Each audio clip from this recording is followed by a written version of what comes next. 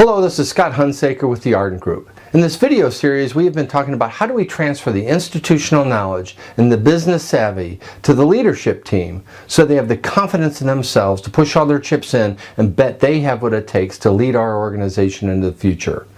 This allows us to achieve our goals and objectives while also maintaining our legacy. Right now, we're in the middle of a pandemic.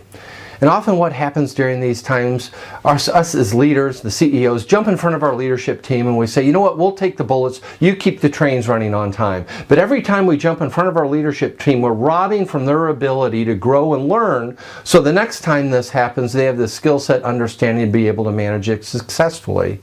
And this pandemic is not a one-off. The last one was 2008, the Great Recession. Before that it was 9/11. Before that it was the dot-com bust, and then the real estate crisis. These challenges of leadership occur all the time. So how are we teaching our leaders how to manage these successfully? Let me talk about my experience during the Great Recession. When we were going through the Great Recession, we had to make a lot of tough calls. But we were also constantly always focusing on the future. We were always thinking a phase or two ahead in the business cycle. So when we came out of the recession, we had cash, we didn't have debt, we had made it. Now, I believe I had to have the machine my dad created. In this particular company, I bought my dad's company. And the reason that was so important is because I have a proven product and I had the infrastructure to be able to survive the challenge. Can you imagine opening up a brand new business in November of this year before the pandemic? You wouldn't have had a chance. 99% of all new businesses fail. The gift that we're negotiating and having this conversation with our employees is to be able to continue this great organization into the future, and it's a tremendous opportunity for them. But in addition to the organization, I also had the team. Each and every leadership team member had my back. We were in this together. We were losing sleep together. We had each other's back. I don't believe you can get to the higher level without the team. You know, if you've never proven your leadership team, and this Ardent process does that, it's not uncommon for the leadership team to have about a 20 to 30% failure rate. That doesn't make these people bad people. They just may not be cut out to become leaders. So we get them in the right seat on the bus. We backfill with new leaders. And around year 2 or 3, we have a rock-solid team that can handle anything. And now they have our backs. I couldn't have survived the recession without my leadership team. I would submit you can't do it either. When you go through this process of identifying those that have the will and ability to lead, it's almost like getting a new sense of power. When that year 2 or 3, when everything starts to click and you have each other's back, what you can accomplish as an organization is so much greater. And so why does this matter right now? Because as a leader, you have a choice to make. You can either invest in the future or you can rob from it. It's okay to take the chips every night off the table and lock them in the top drawer, but don't expect there to be anything left at the end of this journey. It's going to be tough. It'd be a lot easier, forget about this video series and go back to your organization and keep putting fires out. But it's not merely about flipping a switch. So how are you going to avoid becoming one of the statistics we talked about at the beginning, where 66% of companies close their doors when the current leadership team leaves?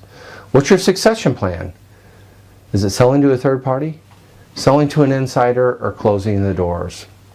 What's it going to give you the most sense of pride and accomplishment in this journey of being an owner and being a leader? Is it money? Legacy? Taking care of the employees? Are taking care of the customers? Turning your employees into owners gives you options. But I've been misleading you.